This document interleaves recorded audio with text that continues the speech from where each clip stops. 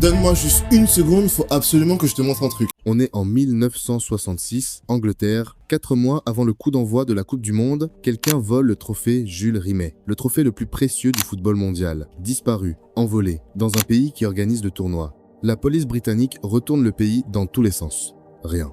C'est finalement un chien qui s'appelle Pickles qui retrouve le trophée enveloppé dans du papier journal sous un buisson à Londres. Voilà le niveau de sécurité d'une Coupe du Monde en 1966. Aujourd'hui, en 2026, c'est 3 pays, 16 villes, 104 matchs, des millions de supporters qui bougent dans tous les sens et la menace, elle est plus réelle que jamais. Parce que depuis 1966, le monde a changé, les stades ont changé, les enjeux ont changé, mais les risques, ils ont changé aussi. Écoute ça.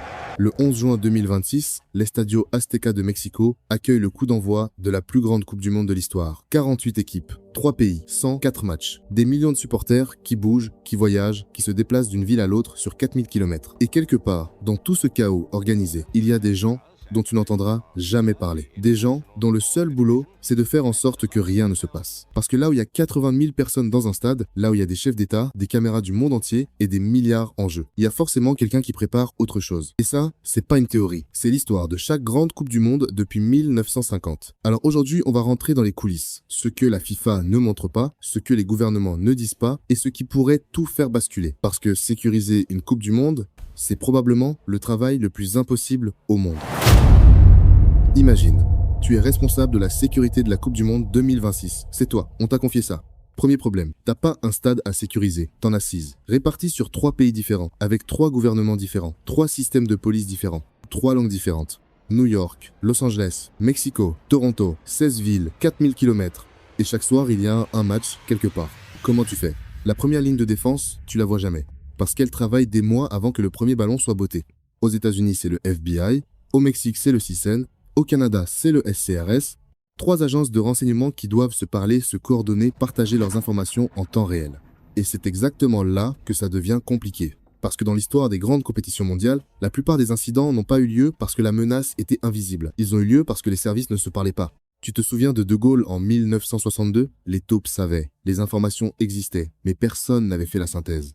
En 2026, ils ont retenu la leçon. Enfin, c'est ce qu'ils disent. 16 stades, chacun avec sa propre configuration, ses propres angles morts, ses propres failles.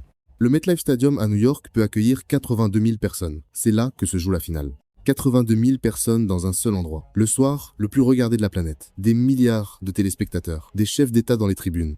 Et toi, tu dois garantir que rien ne se passe. Comment tu contrôles 82 000 personnes qui arrivent tout en même temps? La réponse, elle, est dans la technologie. Reconnaissance faciale, scanners biométriques, caméras intelligentes capables de détecter un comportement suspect dans une foule en quelques secondes. Des technologies qui n'existaient pas en 1966 quand Pickles retrouvait le trophée sous un buisson. Mais voilà le vrai problème. La plus grande menace lors d'une Coupe du Monde, c'est pas forcément celle qu'on voit venir. Atlanta 1996, Jeux Olympiques. Un homme pose un sac à dos dans un parc bondé de monde. Le sac explose. 2 morts, 111 blessés. L'homme s'appelait Eric Rudolph. Il avait planifié ça seul. Pas de groupe, pas de réseau, pas de communication interceptable. Un seul homme, un sac à dos. Et ça, aucun système de sécurité au monde ne peut le garantir à 100%. C'est ça le vrai secret que personne ne veut dire à voix haute. Alors revenons à toi. Tu es toujours responsable de la sécurité de la Coupe du Monde 2026, 48 équipes, 3 pays, 104 matchs. Des millions de personnes qui bougent dans tous les sens. Et maintenant, tu sais que le renseignement peut rater. Tu sais qu'un homme seul avec un sac à dos peut déjouer le système le plus sophistiqué du monde. Tu sais que 16 stades sur 4000 km, c'est 16 fois plus de failles potentielles. Mais tu sais aussi autre chose.